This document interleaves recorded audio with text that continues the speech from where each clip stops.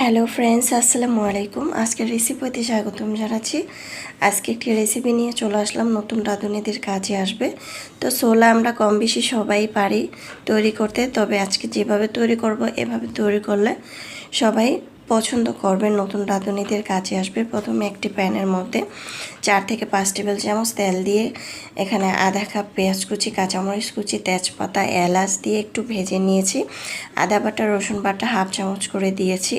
যখন একটু ফ্লেভার আসবে, কাঁচা গন্ধটা চলে যাবে, তখন দিয়ে দিচ্ছি গুঁড়া মশলা হাফ চামচ, মরিচের গুঁড়া হাফ চামচ, ধনিয়ার গুঁড়া, জিরার গুঁড়া হাফ চামচ, হলুদের গুঁড়া হাফ চামচ, পরিমাণ মতো লবণ আর সামান্য পানি দিয়ে মশলাটাকে ভালো করে কষিয়ে নিব।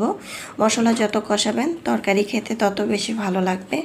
এখানে আপনাদেরকে একটা টিপস বলে দিচ্ছি, আর অবশ্যই টেস্টি সল্ট থাকলে এখানে দেওয়ার চেষ্টা করবেন। টেস্টি সল্টটা এই ছোলার মধ্যে দিলে খাবারের টেস্ট বেড়ে যাবে। যারা ছোলা খায় না তারাও কিন্তু চটপটে এই ছোলাটা খাবে আর বলবে যে কিভাবে এই ছোলাটা তৈরি করেছেন। তাই অবশ্যই ছোলার মধ্যে টেস্টি সল্ট দেওয়ার চেষ্টা করবেন। খেতে দারুণ হয়েছিল।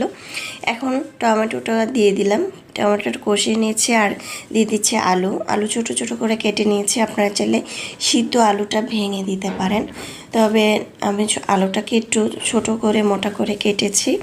এটা নাড়তে নাড়তেই কিন্তু ভেঙে যাবে। এখন আমি এই আলুটাকে ঢাকনা দিয়ে ঢেকে এটা কষিয়ে নেব খুব ভালো করে।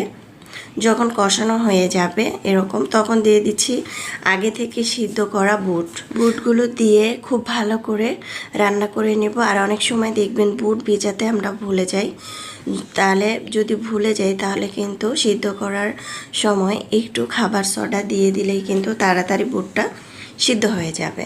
আপনাদেরকে এগুলো টিপসগুলো বলে দিলাম, আশা করছি কাজে আসবে। এখন আমি এটা রান্না করে নিয়েছি 5 মিনিটের মতো। এখানে 1 কাপ পানি দিয়েছিলাম, পানি দিয়ে রান্না করে নিয়েছি।